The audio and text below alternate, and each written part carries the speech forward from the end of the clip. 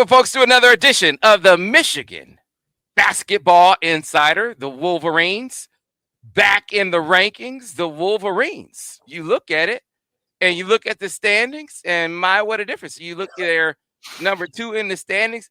You look at Michigan State. You said it, Tim. You said, hey, Sam, people, Michigan State's going to drop some games. Tim McCormick, Michigan State's 0 for Cali. Michigan went out to Cali, and guess what?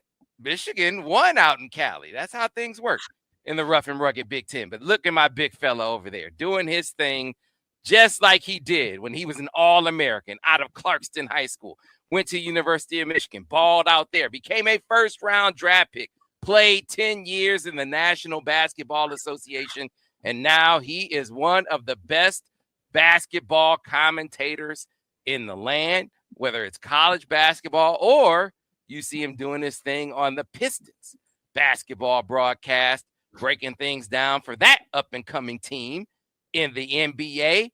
His name is Tim McCormick. I call him Timmy Mac. Tim, how are you doing today? Good, Sam. And you know what? You're one of the best radio hosts. So back at you. I was thinking about the fact that, we've got the NBA trade deadline, and with all the changes in college basketball, that might be the next thing where, you might say, Illinois got an extra backup, shooting guard. We could use him. Let's trade him for whatever. That may be the direction we're going with transfer portal and NIL. Trade deadlines may be the next thing. Yeah. So you said, let's pick up where we left off in the last episode. So you qualified it. You said if Dylan Harper plays, that Michigan, you predicted the loss. Now Dylan Harper didn't play, and that was a big factor in what wound up being a tight game at the Rack. So listen, anytime you play at their place, that is a tough facility to play in with Steve Pikiell. He has one of the best players in the country in Ace Bailey, but Michigan, they did a pretty decent job of playing some defense on him, but obviously he still made some plays, but not enough to pull out a game against the Wolverines, who got a much-needed victory and a good victory on the road there in Piscataway. So I did think that Rutgers would win that game, but Dylan Harper is special, and Jeremiah Williams, good playmaker, wasn't 100% either.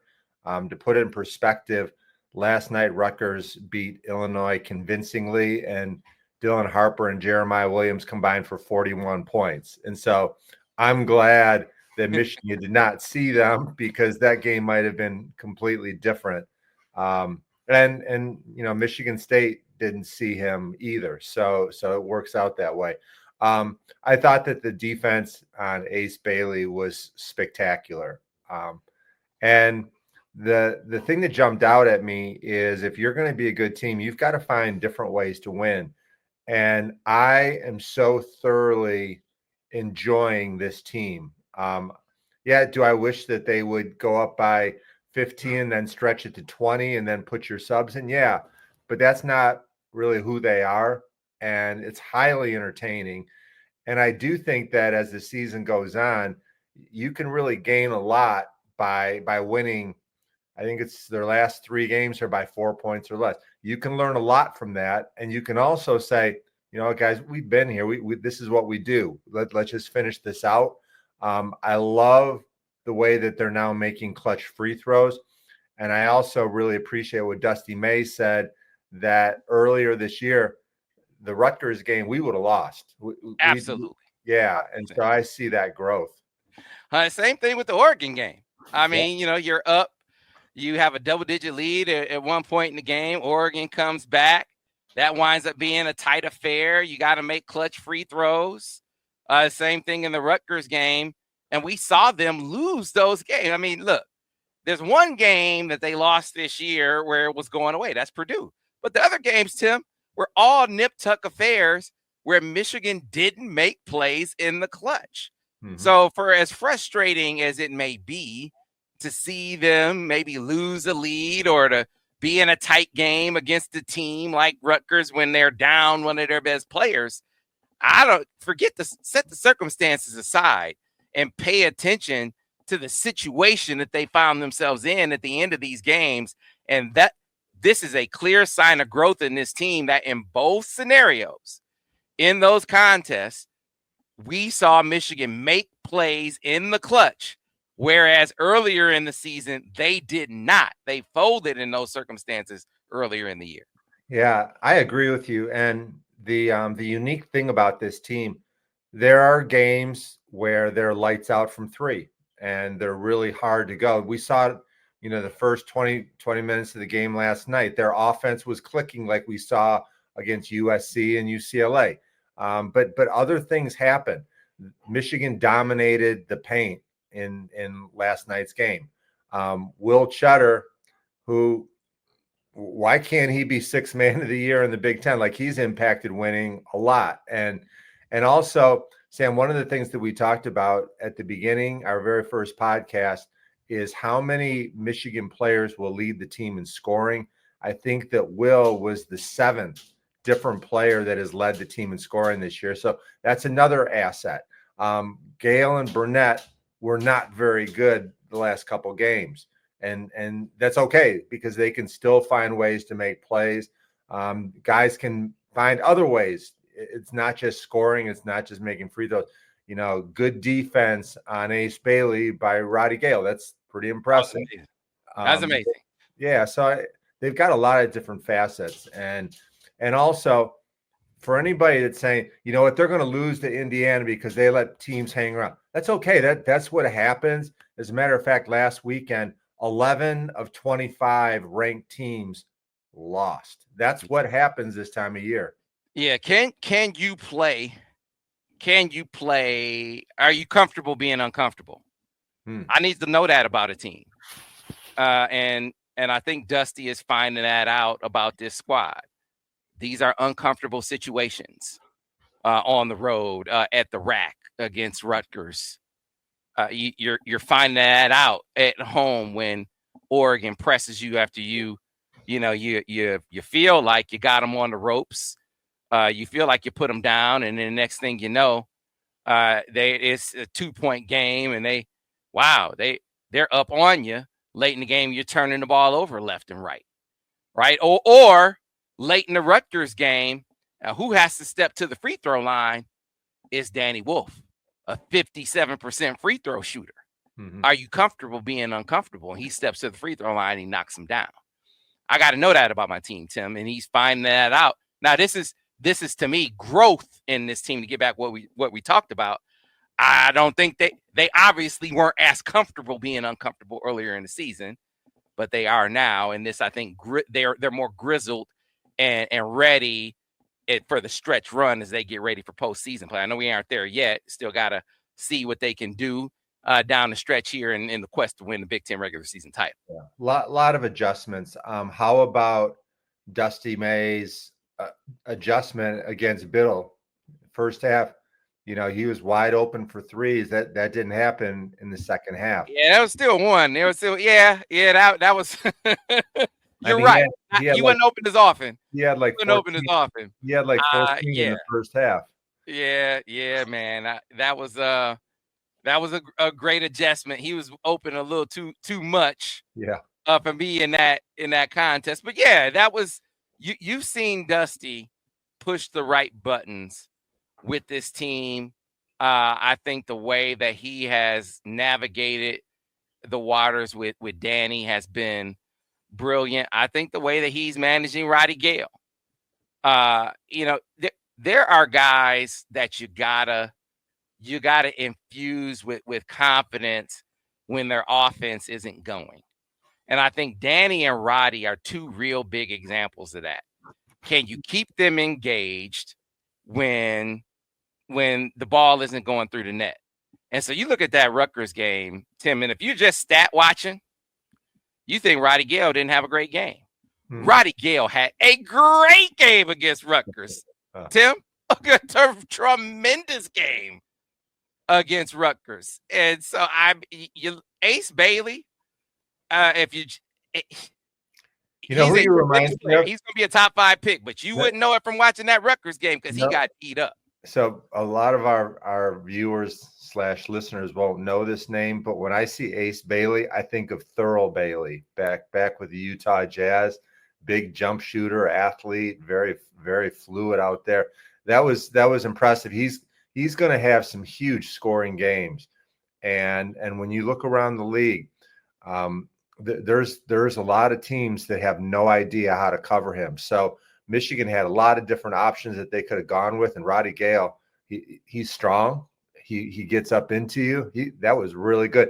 And you know who else learned a lot from that is Dusty May, because there's going to come a time that he needs a stopper, and he's got some evidence now to pull from, saying you did it before, you can do it now. Yeah, I'm trying to remember. I'm trying to remember off the top of my head Ace Bailey's buckets, and he had 3 field goals in the game. 3 field goals in the game, and I think only one of those came on Roddy.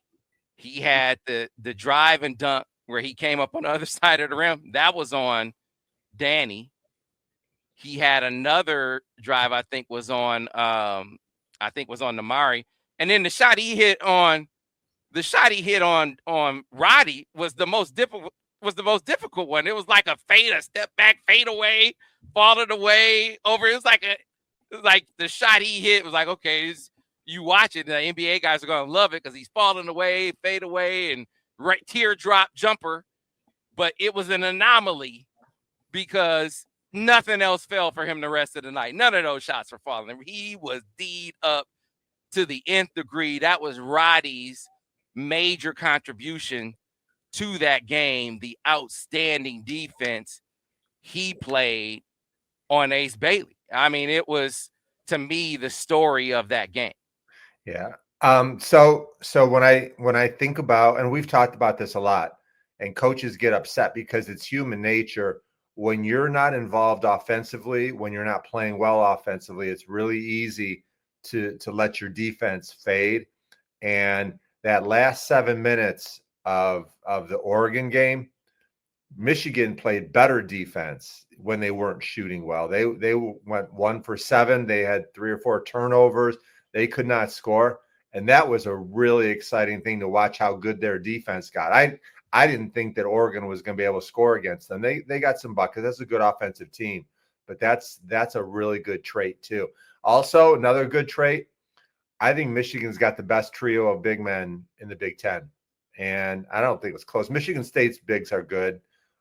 Maryland's got Reese and Queen. They're tough. Kaufman Wren is good, but there's nobody behind him. Like I'm just so impressed with the play of those 3 guys, how they work together. And am I missing somebody? No. I mean, you know, Will Cheddar is such a he's such a tone setter coming off the bench. He gives them attitude. He gives them physicality. He can stretch a defense. He's going to rebound. I mean, he's a presence, consistent presence off the bench. I mean, you know what you can count on. You're going to get something from Will Cheddar night in, night out if you're Dusty May. So I wouldn't argue with that, Tim. Here's one. Will Cheddar outscored the Oregon bench 17-6. Now, I want to know where the rest of Michigan's bench was because they got shut out. But once again, it's just a different trait. It's a different thing that this team can do when they need it. Yeah. This can you lock in is a noteworthy trait to point out with this team, especially when we looked up for a couple of games and you just kind of saw the defense kind of lag a bit. And we had talked about for the better part of the season, wow, this is a surprisingly good defensive team because it wasn't something, at least I was expecting. I wasn't expecting this to be a calling card for the team, and suddenly it was. And then it disappeared for like 2 or 3 games where, you know, teams are kind of putting up some numbers against them. And of course, now it came back for a stretch where, okay, you were able to really lock in on one of the best players in the country. And okay, when you really needed to have it, and you had like a long stretch where you couldn't throw the ball in the ocean on offense, but you were able to tamp down defensively and get some stops, and you had to have them on defense against Oregon. Michigan was able to call on that. But I wanted to pick your brain on something, Tim. We talk a lot about Danny because he's so dynamic, but I think he's an interesting case study because he is such the subject of comparisons. I think last night, I can't remember, who did they bring up? There was another one when they said, man, he has, he had a drive last night, and they brought up another all-time great where they said he has a lot of, I can't remember who they brought up. I apologize for not remembering the reference, but it was like, man, there's a lot of hype, feels like a lot of hype every time he makes one of these amazing moves. And last night it was a step back three. He in and out and boom, step back three in your eye, right? But what's noteworthy to me, and it showed up again, even in the Rutgers game, seems like teams are inviting him to drive the basketball. Tim, and it harkens back to a conversation feels like we've been having for a better part of a month or longer. The idea that maybe he should shoot a few more threes because I don't know, the idea that teams want him to dribble in the traffic. Teams feel like, we got a better shot of him, not finishing at the rim. Or, he can get to the rim and we'll just be physical with him. And, we can either, he's not going to finish or we're going to foul him. And we got a good shot of him not being able to convert at the free throw line. Just the idea of him being inefficient offensively. We can win with making him inefficient as a scorer. I wonder if it's one of those, have we reached the point in the season where, maybe you do, in the interest of increasing efficiency, you say, maybe it's time to start picking the spots a little more. And in part of picking the spots a little more, you do encourage him to say, hey, man, you're a good jump shooter. Maybe lean towards shooting a few more threes, especially with how well you're shooting them right now. Yeah. Before I make this comment, let me be completely clear, okay? And you've got my back, right, Sam? I do. Okay. I'm not comparing him to Larry Bird, but what I will say is the Celtics used to run their offense and try to get the ball in Bird's hands in all spaces because he impacted winning. His teammates were so dependent on him as a ball mover, and he had so much gravity as a player that everybody knew where he was and they were always ready to help. One of the great passers, and he could shoot from everywhere. He had no weaknesses. He didn't play during an era where the three was really big, but do you know how many threes he would make in today's game? And so I can see Dusty May saying, I don't want to limit you from shooting threes, because when he does, everybody's kind of standing and watching. They've got an opportunity for an offensive rebound. But I think when he's driving, that's what opposing coaches don't want, because he can finish with either hand. I know sometimes you might say, well, he doesn't finish through contact well enough. I don't agree with that. He's going right up against shot blockers. I love his left hand. Rather than shoot more threes, because I would guess he's getting, 3, maybe 4 per game. I think that he would be fantastic shooting a little mid-range. There's nobody in the middle of the court, just inside the foul line, man. If he pulled up there, he could get so many shots. Also, we need to have our weekly Danny Wolf spot. We should have somebody sponsor it, because every week we talk about new thoughts. Okay. So, but I hear you. So that's a happy medium. I think it's a good metaphor. So mid-range, more in the mid-range, but something short of at the rim, because I just feel like, and the Ace Bailey play probably isn't the best play to pick out, but it was the reason why I pick it out is because he was playing 2 feet off of him. And it wasn't a ball screen scenario where he went under the screen. It was like, kind of like, I'm playing out here and I'm daring you to shoot. And he's athletic enough athletic enough to play off and still contest the jumper. So I mean that's probably part of his thinking. But it was like, hey man, please drive this basketball. And Danny was like, okay, I can actually get to the rim, and he was actually able to get to the rim and finish.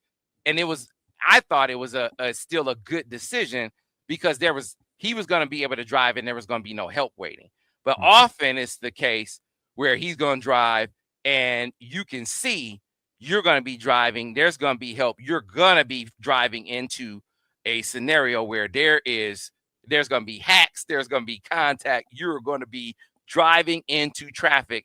And that is a part of his game where eventually I think he is going to be one of the guys that is going to be routine. It's a sign of growth. I'm not to say that, I'm just bringing this up because you're on the Pistons broadcast, but Cade, at first it was, he wasn't as good as he is now. Right now, it's like, I dare you to do that because he is going to light you up. If you foul him, he's going to light you up from the free throw line. He's going to finish through contact. It's pick your poison. When he first got in the league, it was like, man, that was a good strategy to have him drive into contact because he might turn it over. You get to the free throw line. I mean, it wasn't as bad a strategy for teams as it is now. And right now, he's with Danny. What was he, 5 for 14 against Oregon? That's okay. And I think that those 2 free throws he made were massively important for the rest of the season. They were beautiful free throws. They were clutch. And I think he walks away from that with a really good memory. Like, I want to do that again. That felt pretty darn good. A couple of other things. Who is first team All Big Ten this year? Vlad or Danny? Wow. Right now, I think Vlad has been more consistent. So I would say Vlad. Okay. I would say Vlad. I would say Wolf because I think he does things that make everybody better. Like, everybody gets space because of him. He's a really good passer. I think he's been a role model for Vlad. Vlad's trying some stuff he's never tried before. And I think that Vlad watches Danny and says, wow, that's pretty cool. I wonder if I could do that. And the rebounding numbers are huge. They are. Right now, Danny Wolf is the best rebounder in the Big Ten. No question. And you can just lock in 13. Like, those are numbers that we have not seen in a long time. Also, Danny's 2 games, he had 4 against Purdue. He had 4 against, I can't remember the night. Maybe it was Northwestern, but I think he was sick in that game.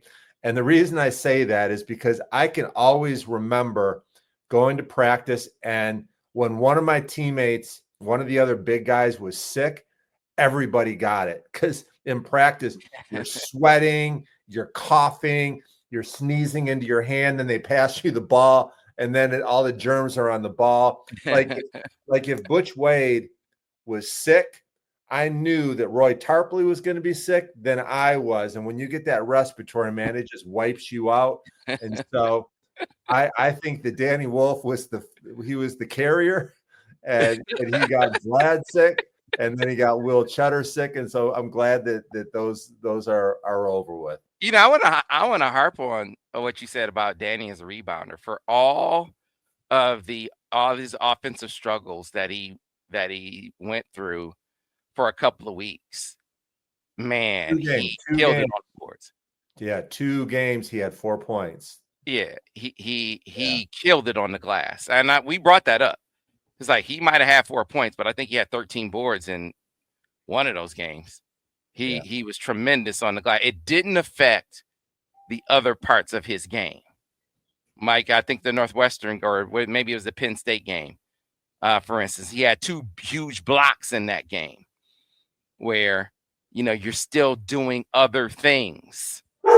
We talked about, just like we said about Roddy, He's not scoring, but he's playing great defense. I think that's the great thing about this team. But to get back to Danny specifically, all the NBA hype and first round talk, it'd be very easy to get caught up in all of that when you aren't going as well offensively. And when that wasn't happening, he didn't let that affect the other things he was doing, namely be the best rebounder in the Big Ten. He kept doing that at a very, very high level. And I agree with you. And that to me is as startling as he is as a ball handler. Because you see him facing up and driving and doing all that. What he's doing on the glass, Tim, I'm telling you, they said don't expect him to rebound. He doesn't do that. You're going to get all the rebounding from Vlad. He's not going to be a great rebound. He's not going to rebound at all. And this dude is killing it on the glass. He's a great ball chaser. And, I think he's Michigan's most valuable player. And if we go into Bloomington to Assembly Hall and you are told you can either have Vlad or Danny, who do you want? I'm taking Danny Wolf. I think he makes everybody better. Yeah. It's interesting. I remember a couple of games ago, and I mentioned this on the broadcast. We interviewed Namari, and he called Vlad our best player. I mean, it's an interesting debate. You can ask different guys different things at different times. I think they would say give you a different answer. So it's a good problem to have. It's a good problem to have, right? And also, Tre Donalson is really having a fantastic year. I looked at some of his numbers. He scored in double figures 11 of his last 12 games. He's had 4 or more assists in 9 of his last 10 games. He's being more aggressive. He's figuring it out. And remember, when he was at Auburn, he wasn't the only point guard. He was sharing the job. This is his team, and I want that guy hunting for shots and being more of a playmaker because he's pretty darn good. Yeah, we talk about that a lot, Tim. And there was an interesting sequence at the end of the game again, so coming off of the Rutgers game and feeling really good about Roddy, he was in this game. Roddy was turning it over.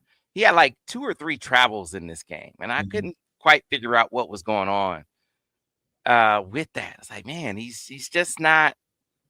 He's just kind of not.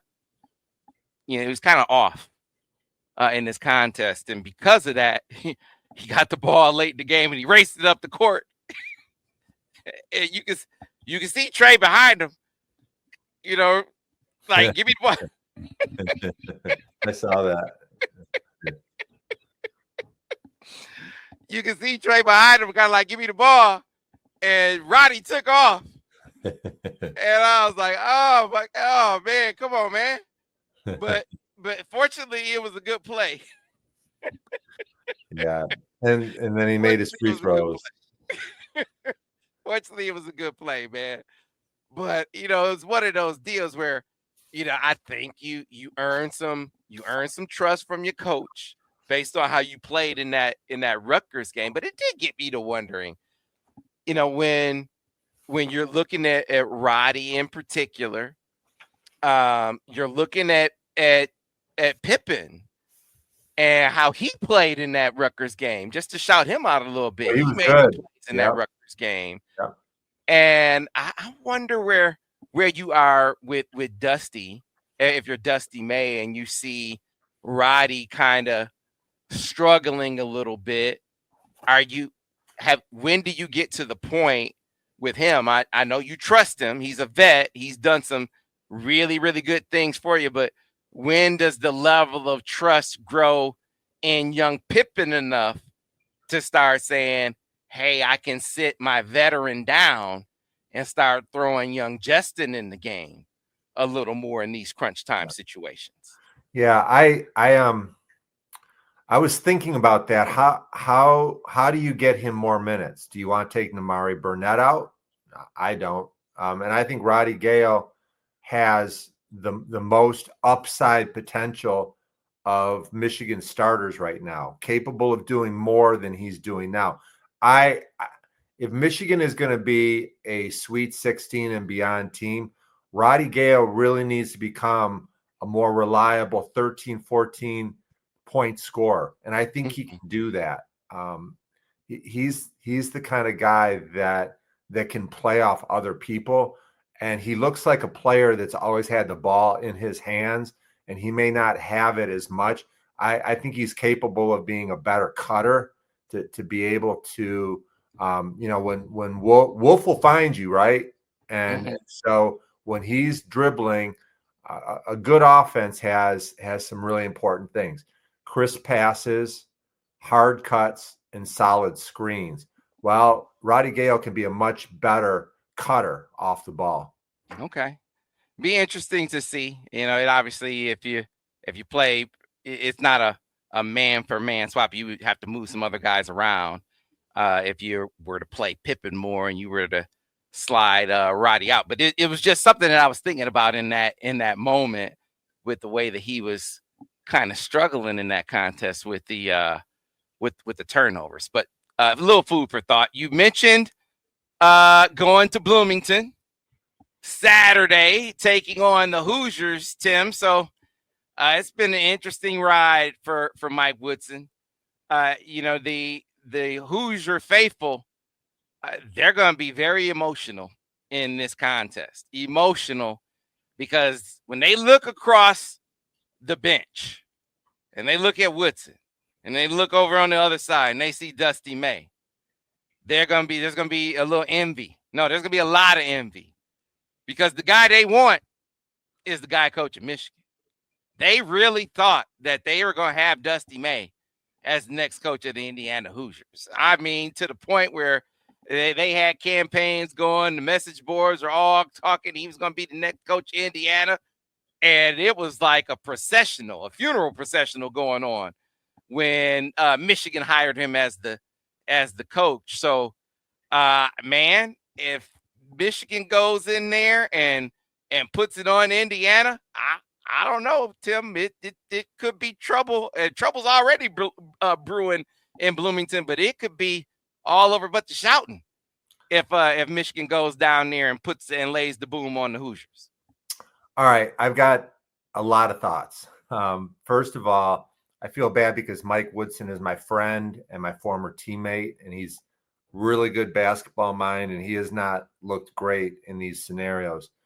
Number two, when Dusty took the job, I knew he was going to be good. I didn't know he would be this good. I didn't know I would like him as much as a person and the way he interacts with his team, his coaches, everybody. But one thing I felt all along is that at some point, Mike Woodson's going to lose his job. And I always just felt like Dusty May would leave Michigan for Indiana. I no longer feel that way. I don't believe that to be the case. And it's the reason is a little bit different than you might think. So Dusty May is from Bloomington. I think his mom still lives there. He's got family members that are there. I think that's a huge challenge to go back to your home and coach, especially with such a volatile, passionate fan base. If things go south and you're the coach there, it all falls on your family. When his nieces and nephews go to school, they get chastised. It's hard. And I think that Michigan is a better job right now than Indiana is. I think they're a better team. I think they've got better upside. They've got good recruits coming in, and there's a system that's repeatable. And so I think Dusty May loves his job, loves his school, and I don't think he's going to Indiana to coach for any reason or any amount of money. Yeah, man. Things are going very, very poorly. They've lost 6 of the last 7. The Hoosiers have. They lost. Have you looked at the schedule though? Have you looked at who they've played? Yeah, the last two were Wisconsin and Purdue. Yeah. But before that, they lost to Maryland and Northwestern. Yeah, and we know that Maryland and Northwestern are pretty darn good too. I'm just saying that Indiana's got a lot of talent, and for Michigan fans to just assume since they've lost 6 out of 7, it's going to be an easy game. This is going to be one of the hardest games on the schedule. And I watched the Indiana Purdue game at Purdue, and Indiana played hard and they played really well. They were macho and manly in the paint.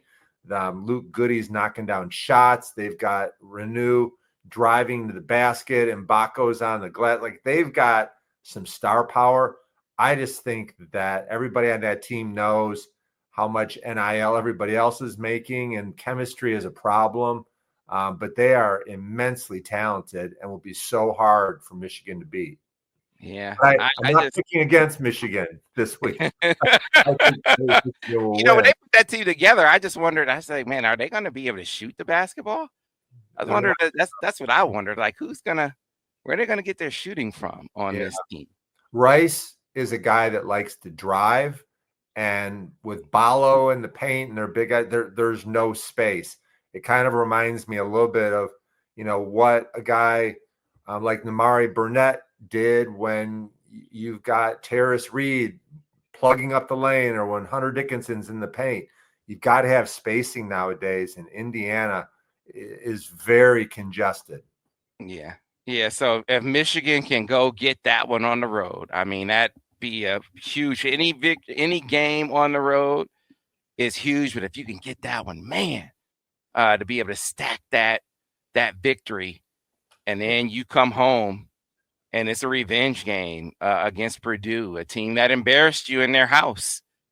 Can you come back and exact some revenge Tuesday night against Purdue, and you're playing that game for some respect, Tim. I mean, can you justify winning 2 of those 3? Would that make you a happy man? 2 of what 3? So Michigan's next 3 games, can they win 2 of 3? Oh, yeah. I mean, with 2 of the, yeah, absolutely they can. So listen, well, absolutely, I think they can beat Indy. So I'm not, no disrespect intended to your man Mike Woodson. I'm not, poo-pooing the job that he's done there. But I absolutely think that they can beat Indiana. I think that they can beat Ohio State. Purdue, man, they sent a message. I want to see if Michigan can play with the requisite physicality. Can they match the level of physicality that they saw? Really boils down to me. Yeah, that was a level of physicality that I don't think that they answered, and that's really the brass tacks of it. I like your mindset. No, we're going to win all 3. We got this. This is the tale of 2 cities, Tim. Yeah, here's my stat of the day. Wisconsin has won at the Kohl Center against Indiana 21 straight years. 21 straight.